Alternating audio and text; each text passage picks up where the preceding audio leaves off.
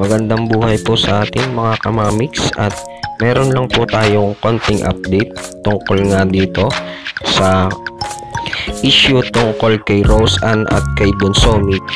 At ayon nga sa aking kaibigang Mayora Mix TV ay nagsalita na nga ang kanyang pinsan na nasa abroad at sinabi na wala silang relasyon at ito ay magkaibigan lamang. At nakikita natin silang magkasama dahil nga meron nga itong silang binebentang mga pa-order para sa kanilang charity. At isa pa, nagbebenta rin sila ng business nitong pabango.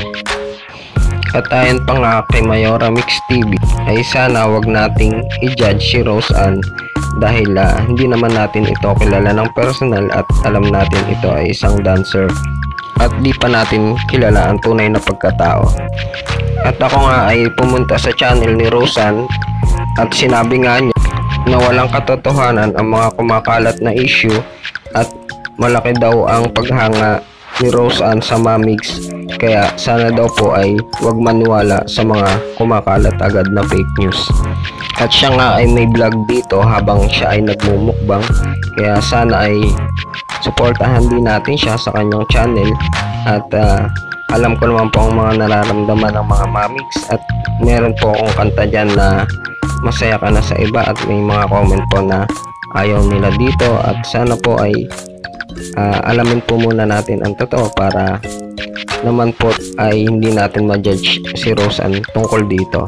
At salamat din po sa aking kaibigan na Mayora Mix TV sa mga update po niya.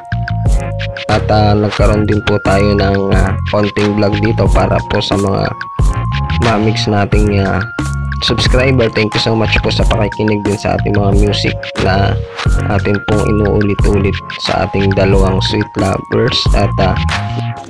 At totoo naman po na dadating din ang time na magkakaroon din si Mix at yan ay tanggap na din daw po ng ibang mga Mamigs forever.